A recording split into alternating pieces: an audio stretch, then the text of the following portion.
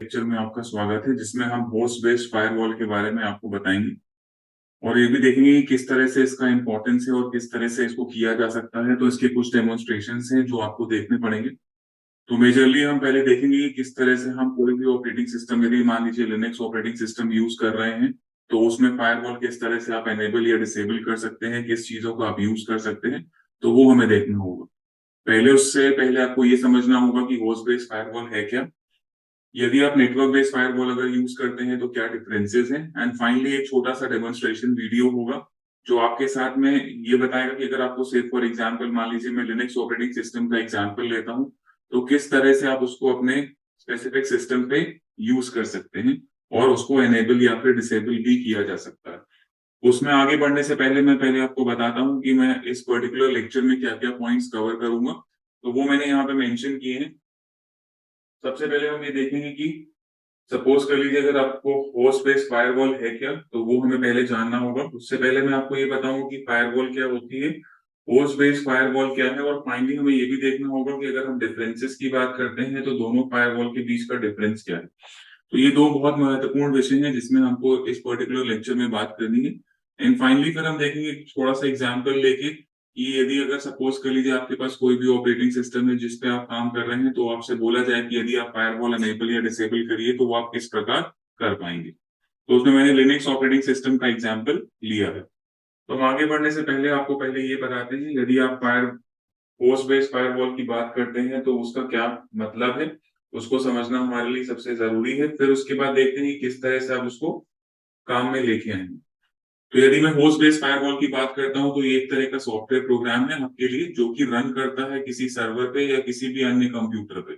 और करता क्या है, बेसिकली इसकी इंपॉर्टेंस क्या है, इसका काम क्या है, ये कंट्रोल करता है सारा ट्रैफिक जो आपके सिस्टम पे इन या फिर आउट जा रहा है, यानी इनकमिंग ट्रैफिक और आउटगोइंग ट्रैफिक को मैनेज करने का जो भी काम है वो आप इस सॉफ्टवेयर के द्वारा करते हैं, जिसको आप होस्ट बेस्ड फायरवॉल कहेंगे।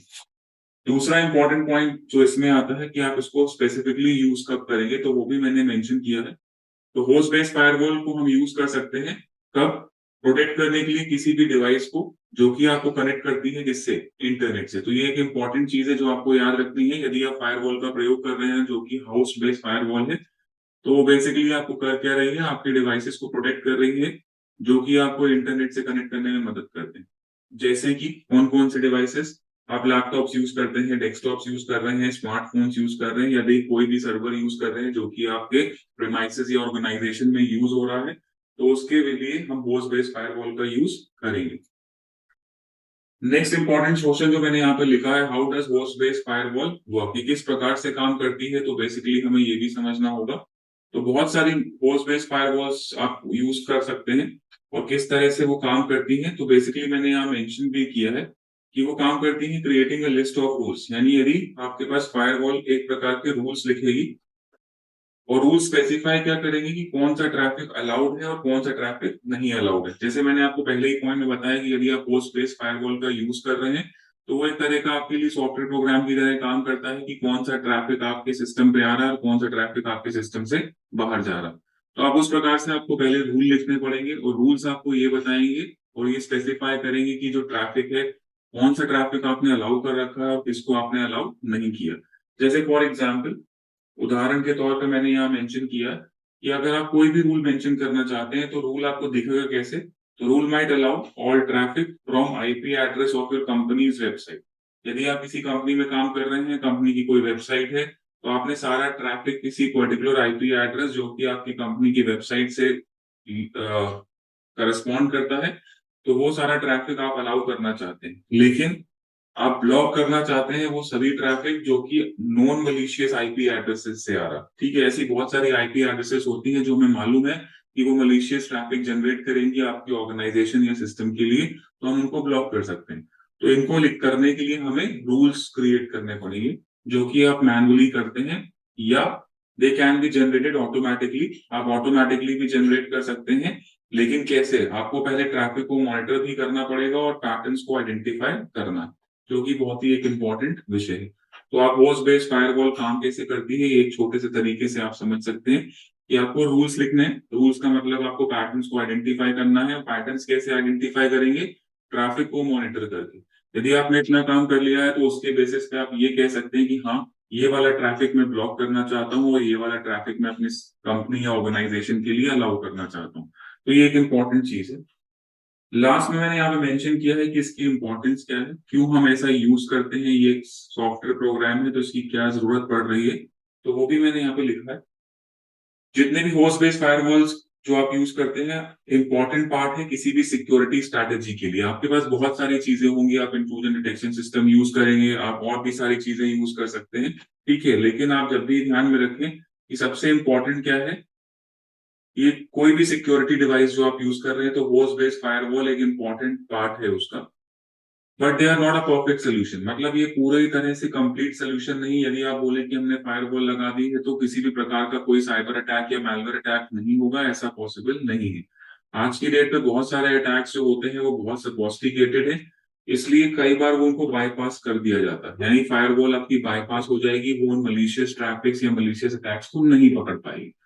एंड दे में also block legitimate traffic. Legitimate का मतलब है कई बार ऐसा भी होता है कि आपने रूल्स गलत लिख दिए या कुछ आपकी कॉन्फ़िगरेशंस गलत हो गई, तो वो ब्लॉक कर देता है लेजिटिमेट जो कि सही ट्रैफिक है, जिसको आपको अलाउ करना चाहिए if they are not configured properly. यानी आपने कॉन्फ़िगरेशंस में रूल्स लिखने में मिस्टेक कर रखी है तो ऐसा पॉसिबल हो सकता है। लेकिन फायरवॉल एक फर्स्ट लाइन ऑफ डिफेंस की तरह काम करता है, जो कि एक बहुत ही इंपॉर्टेंट सिक्योरिटी स्ट्रैटेजी है हर एक ऑर्गेनाइजेशन के लिए, और उसको हमें सही से अडेप्ट और कॉन्फ़िगर करना चाहिए। नेक्स्ट इंपॉर्टेंट चीज यहाँ पे है when used in combination with other security measures। ठीक है, यदि अगर आप फायरवॉल को ढंग से किसी बाकी सिक्योरिटी मेथडोलॉजीज यानी intrusion detection system, web application firewalls, intrusion prevention system, network intrusion detection systems के साथ यूज करते हैं, तो ये बहुत ही तरीके से आपके लिए इफेक्टिव हो सकती है और आपके नेटवर्क को सही ढंग से आप प्रोटेक्ट कर सकते हैं। तो आपके ऊपर डिपेंड करता है कि आपने यदि होस्ट बेस्ड फायरवॉल चूज कर रखी है तो आपने किस तरह से उसको प्रॉपर्ली कॉन्फ़िगर किया है, रूल्स कैसे लिखे गए हैं, क्या चीज आपने अलाउ करी है, क्या चीज आपने डिसअलाउ करी, ठीक है। इसी में आगे बढ़ते हुए कुछ महत्वपूर्ण चीजें मैंने यहाँ पे और भी मेंशन करी हैं जो कि इसके बारे में आपको जानकारी देंगी। Advantages of host based firewall क्या है, यदि आपने अगर ये यूज किया है, अलग तरीके से यूज किया है, सिक्योरिटी मेजर्स जो आप बाकी भी यूज कर रहे हैं उनके साथ होस्ट बेस्ड फायरवॉल भी यूज कर रहे हैं, तो you can tailor security rules to your specific needs. मतलब आप अपनी सिक्योरिटी नीड्स के हिसाब से रूल्स लिख सकते हैं। जैसे मान लीजिए आपके ऑर्गेनाइजेशन में कुछ ऐसे जो अटैक्स हैं वो बहुत प्रेवलेंट है, यानी आपके लिए ही बने हैं, आपके टारगेटेड अटैक्स हैं, तो आपको मालूम होना चाहिए कि किस तरह के अटैक्स आपके पास ऑर्गेनाइजेशन में सबसे ज्यादा हो रहे हैं।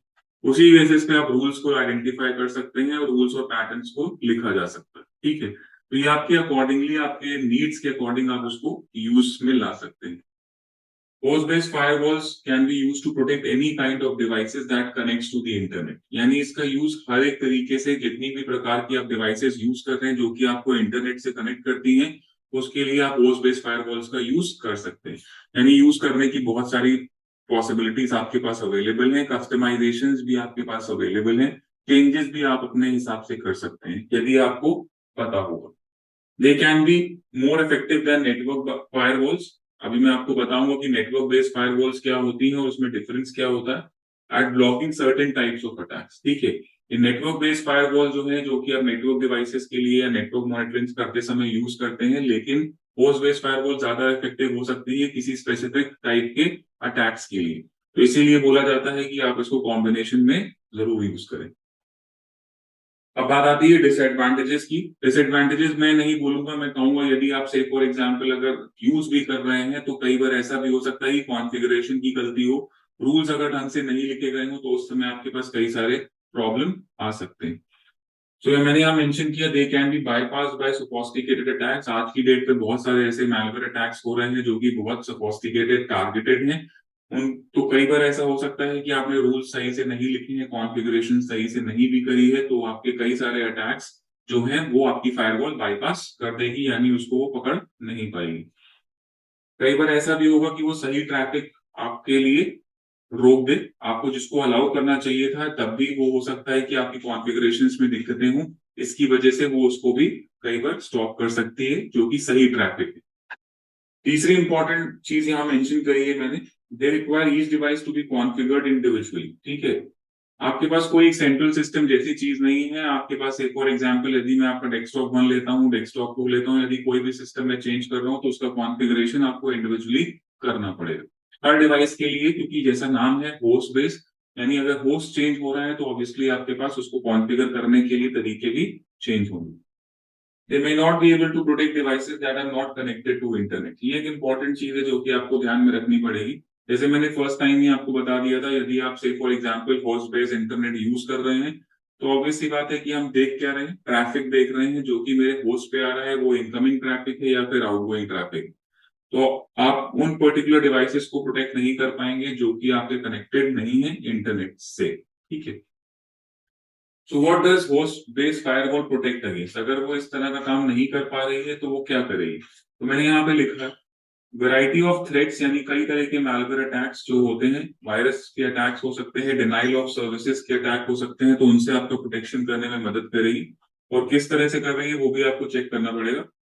They basically block traffic from non malicious IP addresses, यानी हमें मालूम होना चाहिए कि एक आईपी एड्रेसेस यदि आपके पास है तो उनमें से मलिशियस आईपी एड्रेसेस कौन से हैं, and based on that they will be blocking the traffic, यानी आप उसके बेसिस पे वो ट्रैफिक ब्लॉक कर सकते हो रूल्स लिखने के बाद। A host-based firewall also help your computer from being infected। ठीक है। यानी आपके सिस्टम में यदि आपने सही से रूल्स का इम्प्लीमेंटेशन और फायरवॉल रूल्स का इम्प्लीमेंटेशन कर रखा है तो आप अपने मैलवेयर अटैक्स और वायरस अटैक से भी अपने होस्ट को आप बचा सकते हैं। एंड फाइनली आप करेंगे क्या? आप इलिजिटिमेट ट्रैफिक जो कि अलाउड नहीं है वो आप इसके बेसिस के व्यूज के कारण आप ब्लॉक कर सकते हैं। तो यानी आपके पास होस्ट बेस्ड फायरवॉल आपको डिनाइल ऑफ सर्विस अटैक से भी बचाएगी। यानी मान लीजिए कोई भी अगर अटैकर है वो आपके सिस्टम को बॉम्बार्ड करना चाह रहा है, यानी कई सारे मल्टीपल अटैक्स करके उसको डाउन करना चाह रहा है, तो अगर आपने सही से रूल लिखे और आपको मालूम है ये मलिशियस आईपी एड्रेसेस है तो आप उनको ब्लॉक कर सकते हैं और आप डिनाइल ऑफ सर्विस जैसे अटैक से बच सकते हैं। तो ये इसकी इंपॉर्टेंस है। अब बात आती है, यदि मैं आपकी डिफरेंस की बात करूं कि नेटवर्क बेस्ड और होस्ट बेस्ड फायरवॉल क्या है, तो उसको भी एक बार छोटे तौर पे समझ सकते हैं। तो हमें टर्मिनोलॉजीज भी कवर हो जाएंगी और क्या दोनों का यूज है। होस्ट बेस्ड का तो मैंने बता दिया है, लेकिन नेटवर्क बेस्ड में मैं बहुत ज्यादा नहीं जाऊंगा, मैं खाली आपको डिफरेंस बताना चाहता हूँ, तो एक बार देखिएगा। तो टर्मिनोलॉजीज की यदि मैं बात करता हूँ तो फायरवॉल अगर आपके पास नेटवर्क बेस्ड है और होस्ट बेस्ड तो मैंने आपको पूरी तरह से बता दिया है। तो पहले ये देख लीजिए, होस्ट फायरवॉल जो भी यूज कर रहे हैं यहाँ पे, होस्ट बेस्ड फायरवॉल अगर आप यूज कर रहे हैं तो एक सॉफ्टवेयर एप्लीकेशन है जो कि आपकी सिंगल सिस्टम पे यूज होगा इंडिविजुअली। आप जैसे जैसे सिस्टम चेंज करते जाएंगे तो आपको हर जगह होस्ट बेस्ड फायरवॉल का इंस्टॉलेशन करना होगा। ठीक है। अगर आपके पास नेटवर्क बेस्ड फायरवॉल है तो वो फिल्टर करेगी traffic going from internet to secure LAN and vice versa. जैसा नाम है कि आप नेटवर्क पे काम कर रहे हैं तो नेटवर्क बेस्ड फायरवॉल है, तो वो आपको बेसिकली फिल्टर करेगी सारा ट्रैफिक जो कि इंटरनेट से किसी secure local area network connection की तरफ जा रहा है या फिर लोकल एरिया नेटवर्क कनेक्शन की तरफ से इंटरनेट की तरफ, यानी आउटगोइंग ट्रैफिक यदि आपके पास है तो आप उसको मॉनिटर कर सकते हैं। प्लेसमेंट का मतलब है कि किस जगह पे आपको लोकेट करना है। तो जैसे आपके नाम मैंने पहले बताए थे होस्ट बेस, तो आपको प्लेस करना होगा एंड होस्ट सिस्टम, चाहे वो लैपटॉप हो चाहे वो आपका डेस्कटॉप हो। ठीक है। वो आपको कहीं पे भी आपको जो भी आप सिस्टम चेंज करेंगे आपको एक बार वहां पे कॉन्फ़िगरेशन करनी पड़ेगी। ये सेकंड लाइन ऑफ डिफेंस है, if unauthorised traffic has not been blocked by the network based firewall. तो पहले नेटवर्क बेस्ड फायरवॉल का काम आएगा, उसके बाद ही आप होस्ट बेस्ड फायरवॉल का काम ला सकेंगे। तभी मैंने यहाँ पे लिखा है कि ये सेकंड लाइन ऑफ डिफेंस है। यदि कोई भी ऐसा अटेम्प्ट हुआ है मलिशियस अटैक का जो कि आपके नेटवर्क बेस्ड फायरवॉल को क्रॉस कर गया है, आपने उसको मिटिगेट नहीं किया है, आप उसको रोक नहीं पाएंगे, तब जाके होस्ट बेस्ड फायरवॉल का काफी ज्यादा रोल सामने आएगा।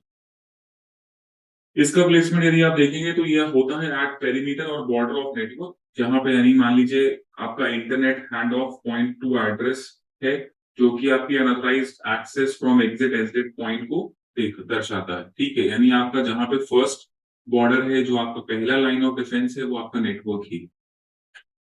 तीसरी चीज जो पैरामीटर मैंने यहाँ मेंशन किया है बेस्ड ऑन, ये हार्डवेयर बेस्ड है और ऑब्वियसली एक सॉफ्टवेयर एप्लीकेशन की तरह से ये चलती है, तो ये आपको मालूम होना चाहिए।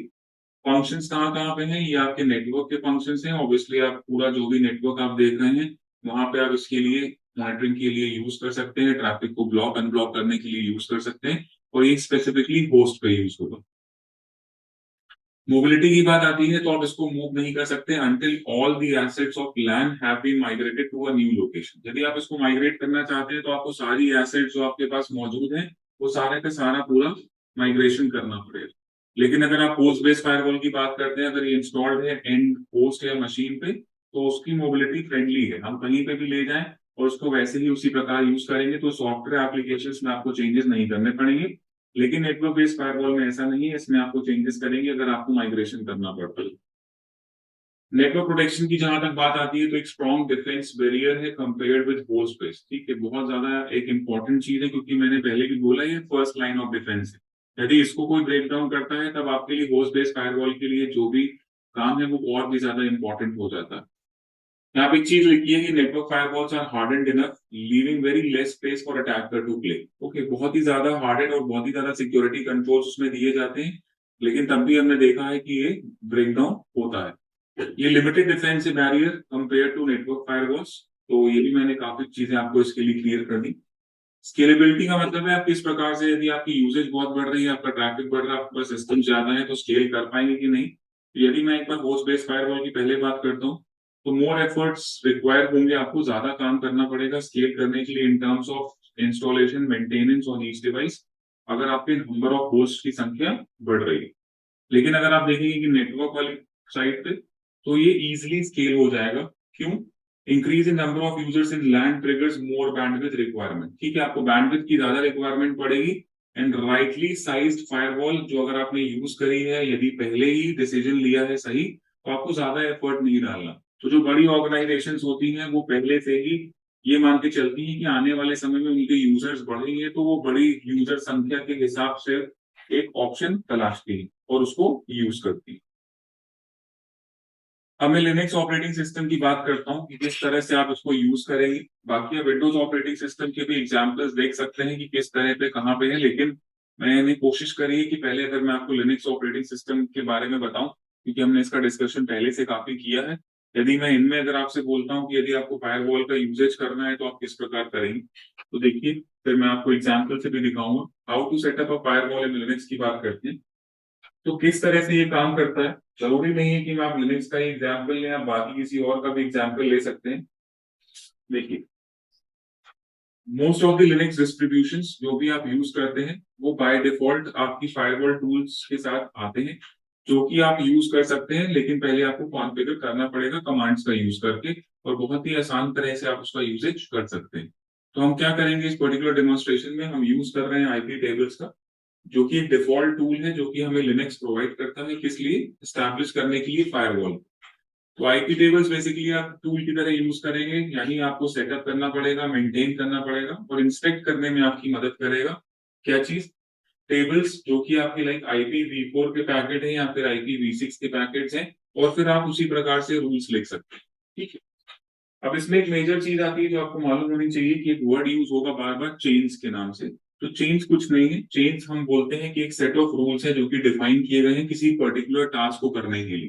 ठीक है, तो जब भी हम फायरवॉल यानी आईपी टेबल्स की बात करेंगे लिनक्स ऑपरेटिंग सिस्टम में, तो वी हैव 3 चेन्स जिसको हम सेट ऑफ रूल्स भी बोलते हैं, which are used to process the traffic. यानी मैंने पहले ही बताया था, आपका इनकमिंग ट्रैफिक है, आपका आउटगोइंग ट्रैफिक है, तो आपको उसको सेट ऑफ रूल से मैनेज करना है। तो वो रूल्स क्या है उन्हें देखिएगा। तो एक होता है इनपुट चेन, एक आउटपुट चेन और एक फॉरवर्ड है।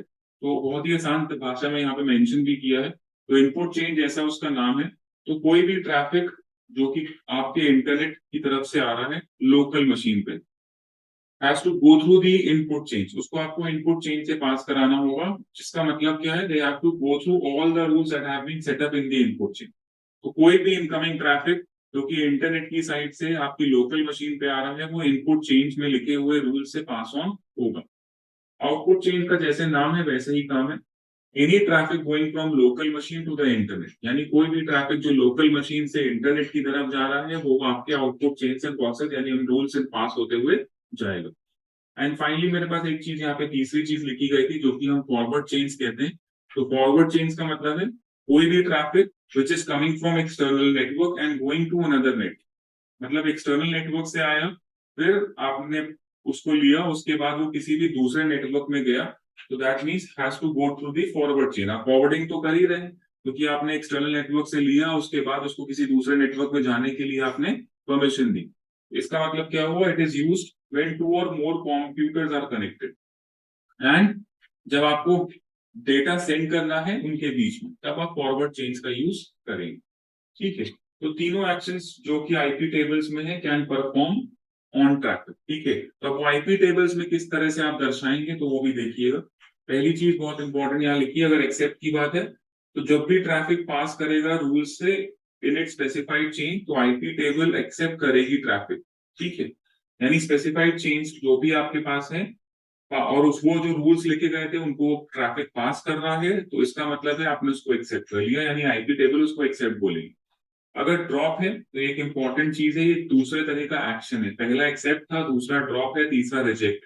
ठीक है, यानी कोई भी ट्रैफिक जो कि अनेबल है पास करने के लिए जो रूल्स आपने किसी भी स्पेसिफाई किए हैं चेन में, चाहे वो इनपुट चेन हो, आउटपुट चेन हो या फिर आपकी फॉरवर्ड चेन है, अगर वो उसको पास नहीं कर पा रहे यानी फेल हो गया, इसका मतलब आईपी टेबल को उसको ब्लॉक कर देना पड़ेगा।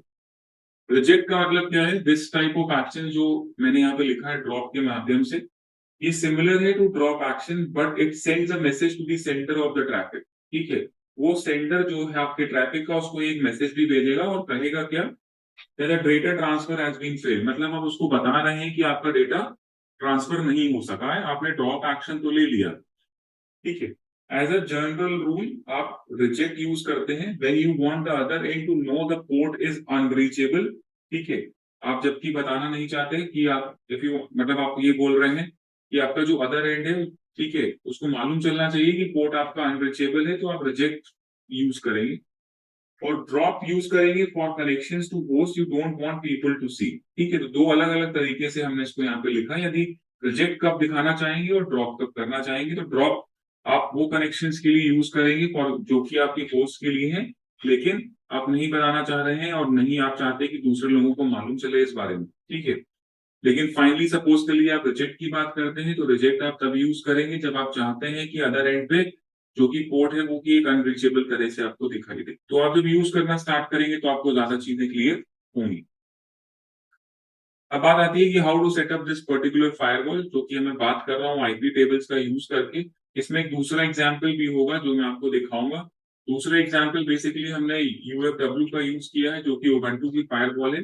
लेकिन उससे पहले देखते हैं, यदि आप इसकी बात करते हैं तो मैं आपकी सिस्टम से आपको शेयर करके टर्मिनल में दिखाता हूँ, एक बार आप देखिएगा। यदि आप इसको यूज करना चाहेंगे तो आप किस प्रकार यूज करें।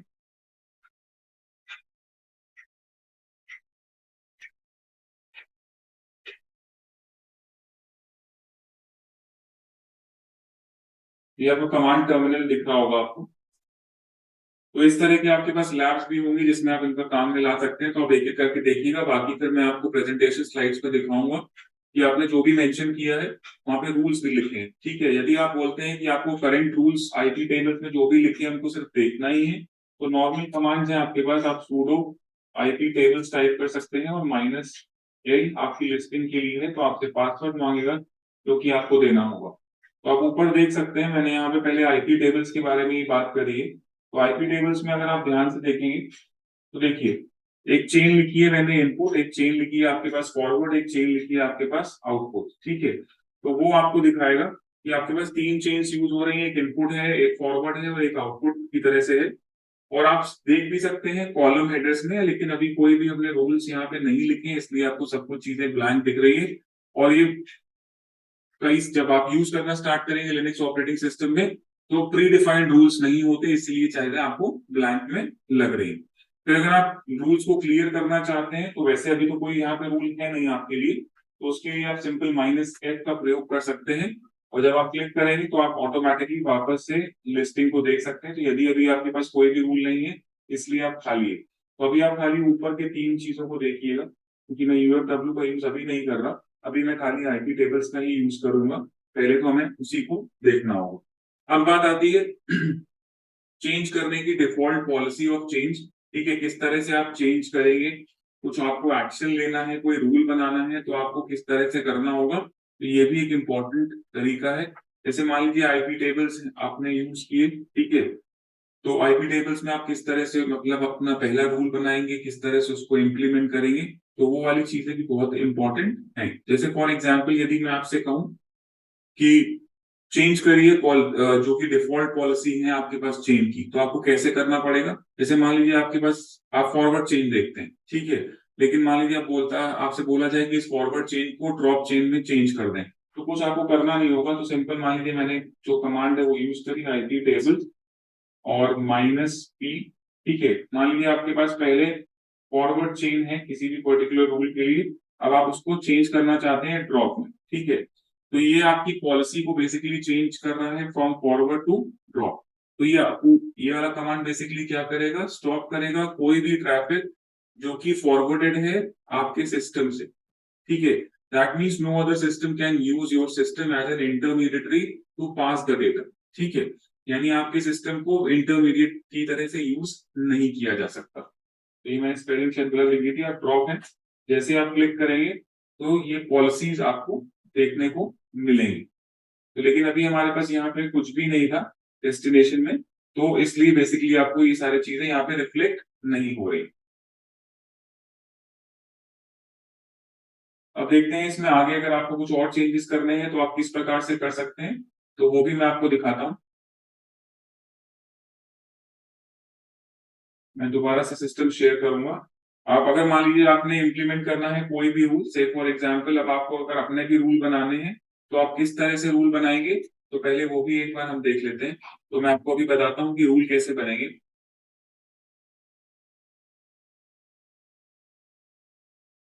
तो अब आप देखिए कि अगर आप रूल लिखना चाहेंगे तो आप किस तरह से रूल लिखेंगे, तो मैं आपको मेंशन करके दिखाता हूँ। तो एक बार देखिएगा, से फॉर एग्जांपल मैं आपको एक देता हूँ कि अगर मान लीजिए आपको पॉलिसी इंप्लीमेंट करनी है, आपको ड्रॉप रूल लिखना है, तो आप किस तरह से लिखेंगे। तो इसके जो भी कमांड्स हैं वो भी मैंने लिखे हैं, ठीक है। लेकिन फॉर एग्जाम्पल मैं आपसे ऐसा कहूँ कि आप अज्यूम कर लीजिए कि आपको ब्लॉक करना है ट्रैफिक जो कि कमिंग इनकमिंग है किसी आईपी एड्रेस से, और आईपी एड्रेस कुछ भी हो सकता है, मान लीजिए 192.168.1.3 से। तो आप उस तरह से किस तरह से आप कमांड में उसको लिखेंगे, तो मैं आपको लिख के दिखाता हूँ। मैंने लिखा सूडो, ठीक है। आईपी टेबल्स के लिए मैं हमेशा आईपी टेबल्स ही यूज कर रहा हूँ। फिर मैंने आपसे कहा -A, तो कैपिटल ए का भी मतलब आपको क्लियर होना चाहिए कि ए का मतलब है आपका इनपुट फ्लैग। तो कई जगह पे आपको -A का मतलब होता है अपेंड करना। तो अपेंड कोई रूल आप एंड कर रहे हैं, किस कहाँ पे करेंगे, end of the chain rule में। यदि आप -I लिखते हैं तो इसका मतलब है rules are added to the top of the chain, ठीक है। तो वो चीजें आपको जब बहुत ज्यादा यूजेस में आएंगी तब मिलेगी। फिर फाइनली आपको यहाँ पे मेंशन करना है कि आप क्या करना चाह रहे हैं। तो मैंने आपको जैसे बताया, मैं इनपुट ले रहा हूँ -S, और मैंने कोई भी आईपी एड्रेस ले लिया जैसे मैंने आपको बोला। फिर मैंने सिंपल सा आपको बोला कि मैं रूल इंप्लीमेंट करना चाह रहा था ड्रॉप, ठीक है। तो इसका मतलब है कि आपको थोड़ा सा कॉम्प्लिकेटेड जरूर लग सकता है, लेकिन ये बहुत ही आसान है अगर आप ध्यान से इसको पढ़ें। यानी मैंने आपसे कहा था मैं ब्लॉक करना चाह रहा हूँ ट्रैफिक जो कि कमिंग है कहाँ से, आईपी एड्रेस जो कि 192.168.1.3 से। तो मैंने इस प्रकार से इस रूल को लिखा और आपने एंटर हिट किया। यदि आप इसको देखना चाहेंगे तो आप वापस से देखेंगे -L करके, तो ये देखिएगा इनपुट वाला जो भी आपके पास चेन थी, तो वहां पे आपके पास स्पेसिफिकली ये रूल ऐड हो चुका, ठीक है। तो इस तरह से आप एक रूल को यहाँ पे इम्प्लीमेंट कर सकते हैं। तो मैंने इस रूल में आपको बताया कि मैंने -S लिखा, तो -S बेसिकली फ्लैग क्या है, ये स्पेसिफाई करता है सोर्स ऑफ द पैकेट के लिए। यदि आप देखेंगे -J जहां पे लिखा है, ये स्पेसिफाई करेगा कि what IP table should do with the packet, मतलब उसको करना क्या है, ठीक है। तो अगर आप शॉर्ट में समझना चाहें कि जो भी कमांड लिखा है वो आपने एक ऐड करने के लिए रूल लिखा है इसमें इनपुट चेन में, विच सेज जो कि आपको बता रहा है कि कोई भी पैकेट अगर अराइव हो रहा है कहां से, जिसका सोर्स एड्रेस 192.168.1.3 है, देन ड्रॉप कर दीजिए उस पैकेट को। तो मैंने इसीलिए वहां पे लास्ट में ड्रॉप लिखा है। तो इसको लिखना इस तरह से आसान है। आप बहुत सारे और भी रूल्स सीख सकते हैं और उसको इम्प्लीमेंटेशन में भी लेके आ सकते हैं। मान लीजिए यदि मैं आपसे कहूं कि आपको एक्सेप्ट का रूल लिखना है, तो आप वो भी लिख सकते हैं। उसमें भी बहुत ज्यादा कोई इम्पोर्ट डिफिकल्टी आपको और कॉम्प्लेक्सिटीज आपको नहीं आएंगी। जैसे फॉर एग्जाम्पल मैं आपसे बोलूं आप ऐड करिए rule to specific ports of your network, ठीक है। तो आप कैसे करेंगे, यानी आपको स्पेसिफिक पोर्ट्स के लिए यदि बोला जाए तो भी आप कर सकते हैं, ठीक है। तो कैसे वो ऐड होगा, तो उसके लिए भी रूल्स होते हैं। जैसे आप सूडो आईपी टेबल्स का यूज करेंगे और फिर फाइनली आपको एक रूल वहां पे लिखना पड़ेगा। जैसे मान लीजिए मैं आपको लिखता हूँ, फॉर एग्जाम्पल मैंने लिखा सूडो आईपी टेबल्स -A फिर मैंने यहाँ पे इनपुट लिया, ठीक है। इनपुट में मान लीजिए मैंने आपसे कहा कि कोई भी आईपी एड्रेस है, सपोज कर लीजिए, और -p में लिखता हूँ। उसके बाद मैं सिंपल टीसीपी लिखा, एक डेस्टिनेशन पोर्ट डाला, मैं भी आपको वो बता दूंगा, और -j फिर मैंने लिखा एक्सेप्ट। अगर आप इस पूरे रूल को और पूरे कमांड को यदि पढ़ना चाहें तो मैं आपसे क्या कह रहा हूँ, इस तरह से लिखना है। और ध्यान से देखेंगे, अब ये रूल आपको बताएगा क्या कि सभी पैकेट जो कि ओरिजिनेट कर रहे हैं फ्रॉम द आईपी एड्रेस 192.168.1.3, जिनकी प्रोटोकॉल टीसीपी है और जो बेसिकली चाह रहे हैं डिलीवर करना समथिंग किस पोर्ट नंबर पे, 22, आपके कंप्यूटर का पोर्ट नंबर है जो कि 22। तो अगर आप ऐसे पैकेट्स मिलते हैं आपको, तो आपको क्या करना है, उसको ड्रॉप नहीं करना, आपकी बार आपको एक्सेप्ट करना। तो ये रूल इस तरह से पढ़ा जाए, ठीक है। बाकी मैंने आपको इसमें हेडर्स और जो भी आपने फ्लैग्स यूज किए हैं, जैसे मान लीजिए मैंने -p लिखा, तो -p का मतलब है आपका प्रोटोकॉल का नाम हो गया, -d, सॉरी -d पोर्ट लिखा, तो उसका मतलब आपके लिए यहाँ पे क्या हो गया, this is an option available only जब आपके पास प्रोटोकॉल का नाम सपोज कर लीजिए आपने दिया है और ये स्पेसिफाई करेगा कि आपका पोर्ट नंबर क्या है, ठीक है। तो वो सारी चीजें यहाँ पे मेंशन है, तो पोर्ट नंबर 22 था। बाकी -j का मैंने आपको बता दिया, और फाइनली मैंने यहाँ पे फिर एक्सेप्ट की कंडीशन लिखी। और जब आप इसको एंटर प्रेस करेंगे तो आपका रूल आपको दिखना चाहिए। तो अगर आप ध्यान से देखेंगे ये रूल भी यहाँ पे ऐड हो गया है, तो ये देखिए, ठीक है। तो ये चीज आपको थोड़ी सी जानकारी देगी कि किस तरह से आप फायरवॉल लिनक्स में यूज कर सकते हैं। तो मैं वापस उसी प्रेजेंटेशन स्लाइड पे आऊंगा। तो इस तरह के कई सारे रूल्स आपको इंप्लीमेंट करने हैं। मान लीजिए आपसे बोला गया कि आप रूल्स को डिलीट करें, से फॉर एग्जांपल, तो भी डिलीशन भी बहुत इजी है। यदि आप डिलीशन की बात करेंगे तो आप कैसे करेंगे डिलीट, तो वो भी देखते हैं। तो नॉर्मली कुछ नहीं करना, मैंने सिर्फ sudo ip tables, जो कि अभी तक आप यूज कर रहे हैं, अब आपने लिखा -d, ठीक है, सॉरी -d, ठीक है। अब आपको स्पेस देना है, अब आपको चेन का नाम लिखना है। चेन का नाम मतलब इनपुट चेन से हटाना चाह रहे हैं, कहां से हटाना चाह रहे हैं। उसके बाद सपोज कर लीजिए अगर आप कोई भी रूल हटाना चाह रहे हैं, तो अभी मैंने इनपुट चेन में ही ऐड किया था यहाँ पे, तो मैंने यहाँ पे चेन का नाम लिखा सिंपल इनपुट। अब आपको रूल का नंबर देना है, तो यहाँ पे दो ही रूल अभी एडेड है, एक पहला और एक दूसरा। तो मैंने रूल नंबर 1 हटाया। आप फिर से इसको देखेंगे -l करके, तो आपके पास एक ही रूल बचा होगा, वो पहला वाला रूल वहां से हट गया है। तो अगर आपके पास सिंगल रूल है तो मैं इसी को 1 बोलूंगा। यदि मैं सेम कमांड डेली वाला फिर से चलाऊं, तो आपके पास सभी रूल वहां से हट जाने चाहिए। तो आपके पास फिर से आपका एक्सेप्ट वाला ब्लैंक हो जाएगा, यानी आपकी चेन इनपुट जो आपने बनाई थी वो अभी फिर से एक बार कंप्लीटली ब्लैंक हो गई। अच्छा, एक चीज और याद रखिएगा, यदि आप इस तरह से ये सारी चीजें बना रहे हैं तो ऑब्वियसली बात है आपको फाइनली ऐसा कुछ करना होगा कि आप उसको सेव करें। तो सेव करने के लिए भी आईपी टेबल्स आपको एक पैकेज प्रोवाइड करता है, जो कि मैंने अभी आपको यहाँ मेंशन नहीं किया। आप उसको डिलीट इंस्टॉल करेंगे, परसिस्टेंट नाम का ये पैकेट है। मैं आपको एक बार दिखा भी देता हूँ, तो आप देखिएगा।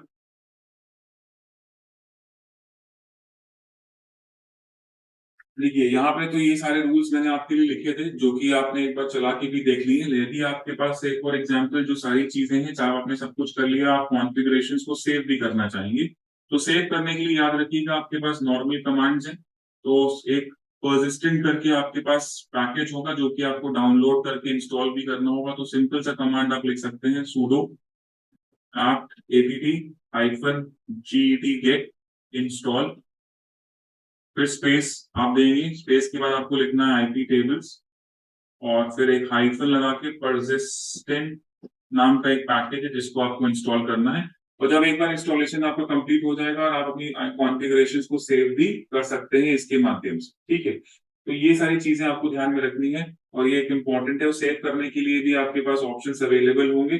तो इनवोक -rc.d करके एक कमांड होगा, जो कि IP tables hyphen persistent save करने का आपको ऑप्शन देगा। तो अगर आप कमांड लिखना चाहें तो मैं सिंपल लिख भी सकता हूँ, sudo से ही चलेगा। और फिर फाइनली आपके पास है, दैट मीन्स मैं यहाँ पे लिखता हूँ invoke.rc हाइफन, सॉरी,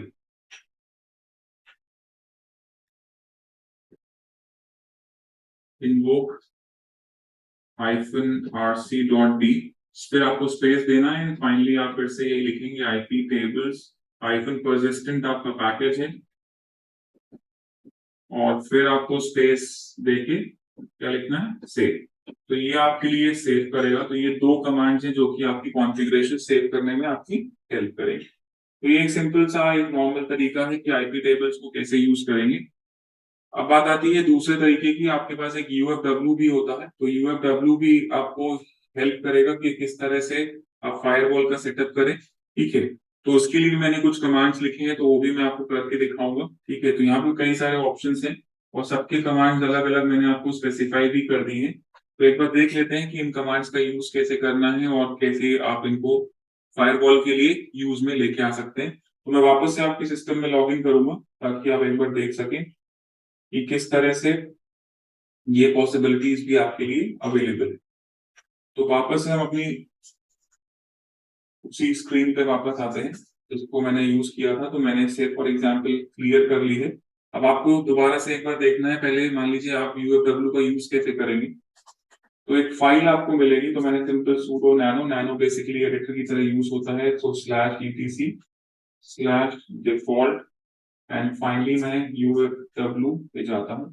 तो ये देखिएगा, तो यहाँ पे कॉन्फ़िगरेशन टाइप की फाइल खुलेगी। तो आपको यहाँ पे दिखेगा कि सिंपल लिखा है, you need to disable and then enable the firewall changes to take effect. आपका IPv6 जो है that is equal to yes. ठीक है, यानी इस समय आपका स्टेटस क्या है, वो बेसिकली IPv6 है। आप इससे बाहर भी आ सकते हैं।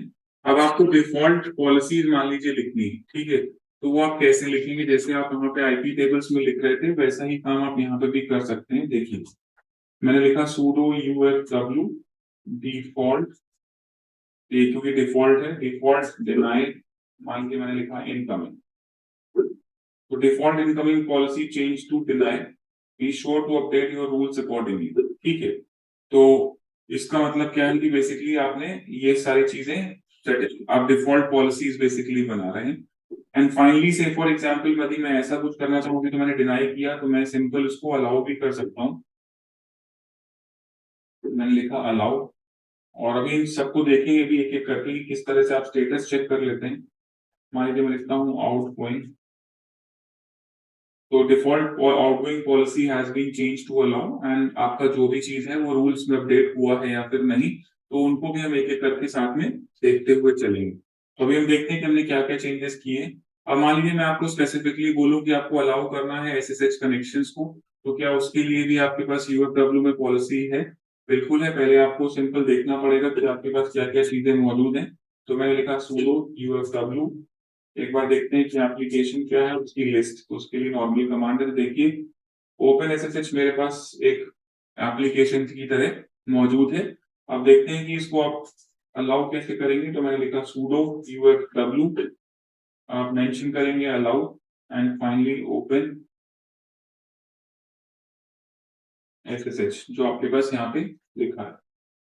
तो देखिए, रूल्स अपडेट होते जा रहे हैं और रूल्स अपडेट होके आपके पास ऐड होते हुए चलेंगे। तो इस तरह का आपके पास ऑप्शन मिलेगा।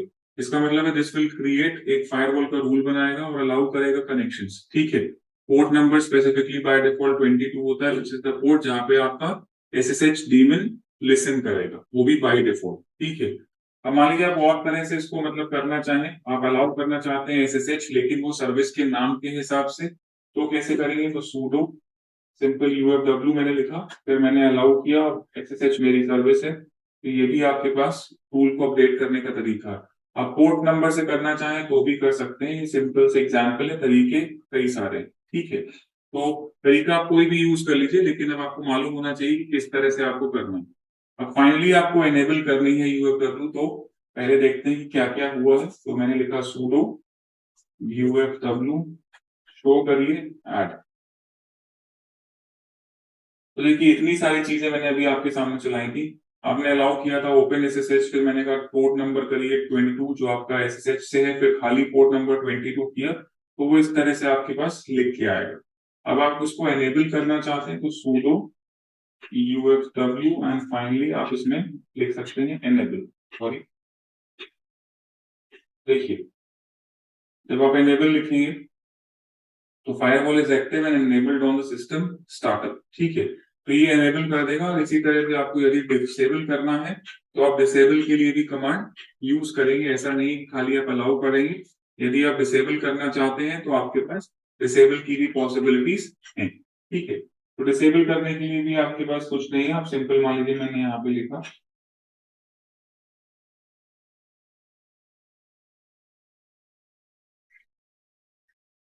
तो फाइनली आपके लिए डिसेबल हो गया।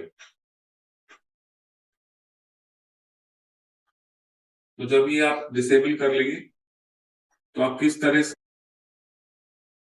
फाइनली अब आप इसको डिसेबल भी कर चुके हैं। सो इस तरह से पहले हमने एनेबल किया था एंड फाइनली अब आप डिसेबल भी कर सकते हैं।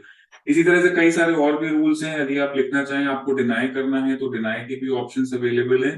जैसे से फॉर एग्जांपल मैं आपसे बोलूं कि आप एक स्पेसिफिक किसी प्रोटोकॉल को या किसी आईपी को आप डिनाई करना चाहें तो आप उसको भी डिनाई कर सकते हैं। और इसी तरह से डिलीट करने की भी ऑप्शंस अवेलेबल हैं, यानी आप पहले देखेंगे कि आपके पास क्या क्या है। तो जैसे ये सारी चीजें हैं, अगर मान लीजिए आपसे बोला जाए कि स्पेसिफिकली किसी को डिलीट करना है तो आपको नंबर के हिसाब से डिलीट करना पड़ेगा। तो जैसे मैं लिखूंगा sudo ufw और आपसे बोला है गया है डिलीट, तो डिलीट, साथ ही साथ आपको नंबर मेंशन करना है। मान लीजिए मैंने नंबर मेंशन किया हुआ है, तो अब आपसे पूछ रहा है कि आपके पहले लिए ओपन एसएसएच लिखा था, तो अगर आप इसको डिलीट करना चाहते हैं तो यस बोलेंगे। तो रूल्स हैव बीन अपडेटेड, आप वापस इसको चेक भी कर सकते हैं। तो किस तरह से आपके रूल्स हैं देखिए, तो पहला वाला रूल अब आपके पास नहीं। तो इस तरह से आप चेंजेस कर सकते हैं। तो ये एक पॉसिबिलिटी अवेलेबल है हमारे पास। अब हम वापस से स्लाइड्स पे एक बार जाते हैं और देखते हैं कि हमने वहां पे भी क्या लिखा है।